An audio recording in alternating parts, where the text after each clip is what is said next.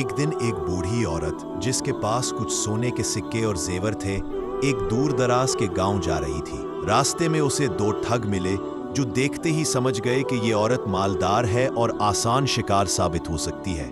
उन्होंने आपस में सलाह की कि वो इसे चालाकी से लूट लेंगे, मगर ऐसा करेंगे कि बूढ़ी औरत को जरा भी शक ना हो।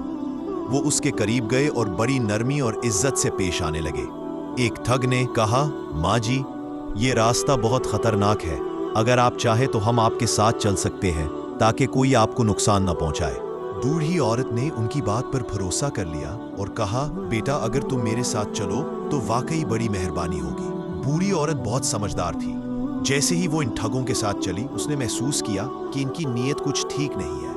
वो खामोश रही और दिल ही दिल में उनका इम्तिहान लेने का फैसला किया। रास्ते में उसने कहा, बेटा, मुझे बहुत भूख लग रही है। अगर कोई अच्छा दरख्त मिले तो वहां रुककर खाना खा ले।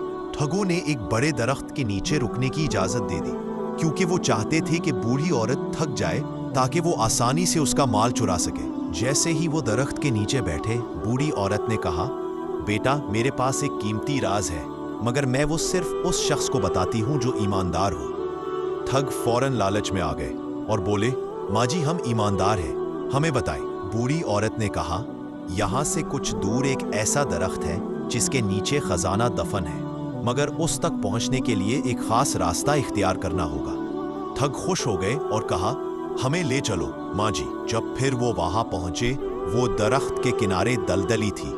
जब वो वहां पहुंचे तो उसने कहा, यहाँ जरा एहतियात से चलना, क्योंकि दलदल में धंसने का खतरा है। जैसे ही ठग्गों ने कदम आगे बढ़ाया, वो दलदल में फंसने लगे।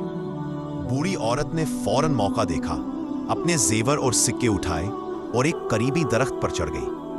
ठग मदद के लिए चीखने लगे, मगर बूढ़ी औरत ने कहा, बेटा, तुम तो ईमानदार बनने चले थे, मगर लालच ने तुम्हें खुद ही धोखा दे दिया।